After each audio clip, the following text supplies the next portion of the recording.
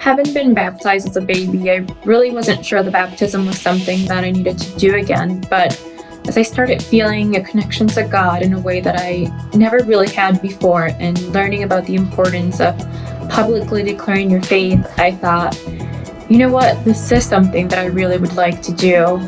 But then I got so busy planning a wedding and starting a new job that honestly, baptism got pushed to the back of my mind.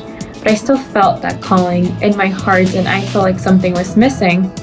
And it was really at the peak of me feeling the most overwhelmed and anxious that I got a text from my sister-in-law, who actually baptized the two of us, and she was asking about baptism. And it was in that moment that I realized that my priorities were just so off, and I desperately needed to rearrange them. So that's when I decided to get baptized.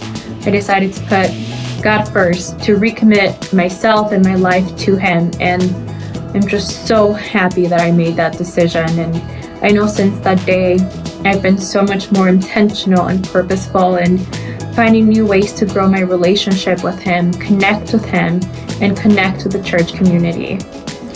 Yeah, and I actually didn't plan on getting baptized with you, but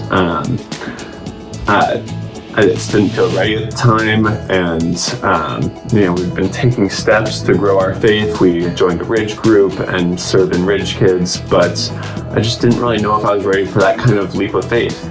But that's when I realized something, and that's that, baptism isn't this thing that's made for perfect Christians who have it all figured out. It's made for people like you and me who, are not really sure what the next step in their faith journey is, but you're starting to realize that you want to live a life with God, and baptism is really the first step or the next step in doing that. So I still wasn't really sure in the days leading up to baptisms, but I decided I was going to pray about it. And praying was something I didn't really do much up to that point.